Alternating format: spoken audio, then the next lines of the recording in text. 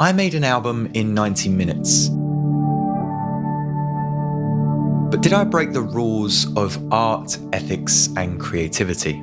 Let's dive into a journey that intertwines my experiment with the legacy of John Cage's iconic 4:33. Yes, there's a twist coming, guys, and I think you might be outraged.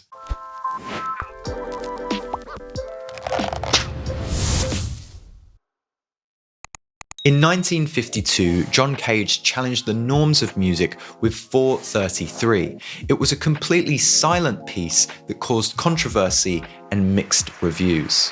Well, I promise you, this is the piece everyone here tonight has come to experience. 4 minutes and 33 seconds of complete silence, orchestrated live.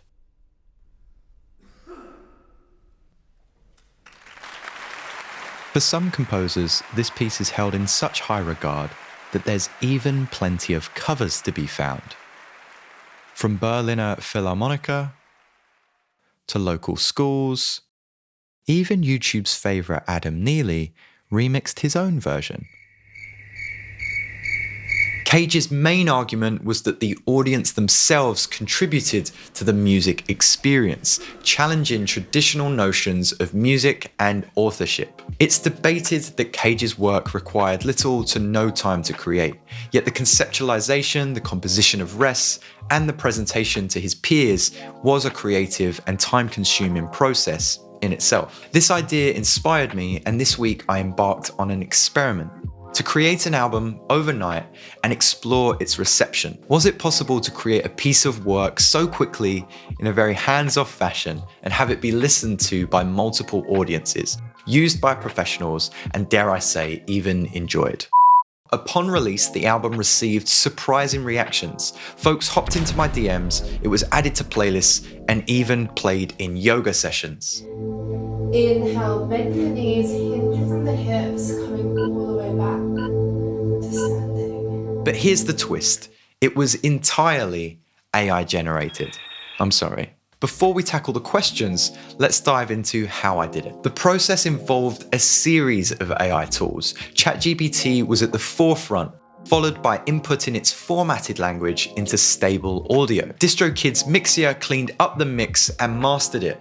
And DistroPic, yes, also DistroKid, our sponsor for today, took care of the artwork. Each tool played a crucial role, from composition to distribution.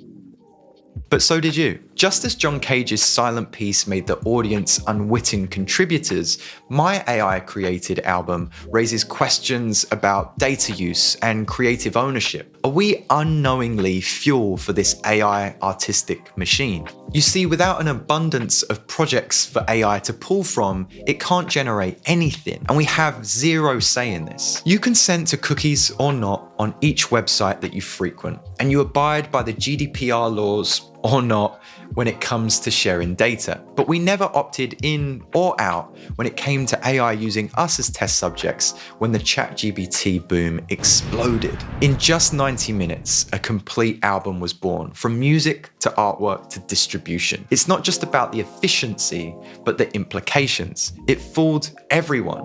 Whether you enjoyed it or not, nobody asked me if this was AI generated. Platforms like Spotify and Apple are already changing their terms of payment. Could it be that instead of greedily stealing higher percentages from artists like we've been assuming, they're actually adapting to an AI-dominated future that tries to curb 31-second songs created by our robot overlords? What does this mean for artists and the future of the music industry? Check this out. When I used stable audio to create this music, its terms suggested that you're able to use the creations for commercial use, unless you generate more than 100,000 streams, and then you need to pay for a new tier and get in contact with the team. Fishy. Whether it's Boomy, a site that pays you for creating AI works, Beethoven AI, Loudly, or Stable Audio, each site has its own wishy-washy terms and conditions. My reoccurring thought is, where does plagiarism come into this? I'm left with more questions than answers. This experiment was a glimpse into a rapidly evolving future where AI challenges our concepts of creativity and ownership. I'd love to hear your thoughts, and you can join the conversation over at our Discord, which has lovingly grown to over 1,000 members. Oh, there's one more twist for you as well. Not just this album, but this entire script was generated by AI. So what does that tell us about the future of content creation? Check out the Patreon for 2 bonus episodes on how I specifically Use these tools to create this album and how I use AI in some recent client work to get paid. Let's continue this intriguing discussion about the intersection of AI and art. Thanks so much for stopping by, and I'll see you next time.